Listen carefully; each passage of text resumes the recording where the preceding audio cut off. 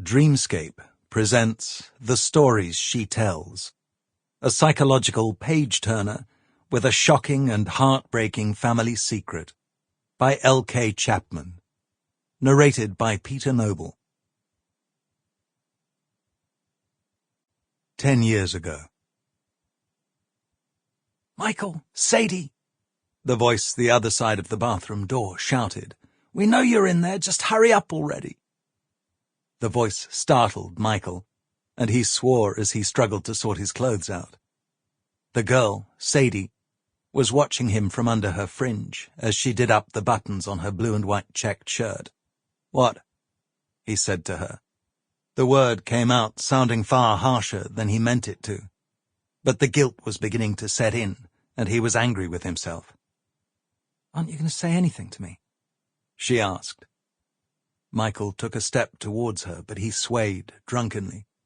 He reached out to steady himself, but what he thought was a solid surface turned out to be a shower curtain, and he almost fell over. For a moment the image of himself falling into the shower filled his mind, and he let out a stupid giggle. Then he looked at the girl again. She'd finished dressing now, and was watching him uncertainly. She smoothed down her shirt, fussed briefly with a beaded bracelet around her wrist, and then said, "I'm going home now." Michael stared at her. What should he say? What was a normal thing to say? Should he offer to walk home with her? Or would she rather he left her alone? His mind wouldn't work fast enough, and he ended up saying the worst thing possible. "Don't tell Ray," he said. Sadie looked as though she'd been slapped. Then her eyes flashed with anger, and she strode past him towards the door, in a swish of sandy hair, and a waft of some sort of sweet smell. Strawberries? Michael wondered. No, he told himself. What adult woman would smell of strawberries? He reached out for her arm.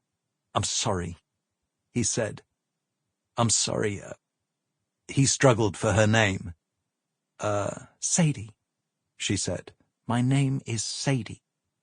Michael nodded. Whoever was outside started knocking on the door again. Most of the people at the party knew his girlfriend, Ray. That was all he could think about. They all knew Ray, and they all knew that he'd come upstairs and gone in the bathroom to have sex with someone else. He made an absurd giggling sound again. There were 4 bedrooms in the house, and all of them had been occupied with other couples. It had to be the most hormone-fueled party. Sample complete. Ready to continue?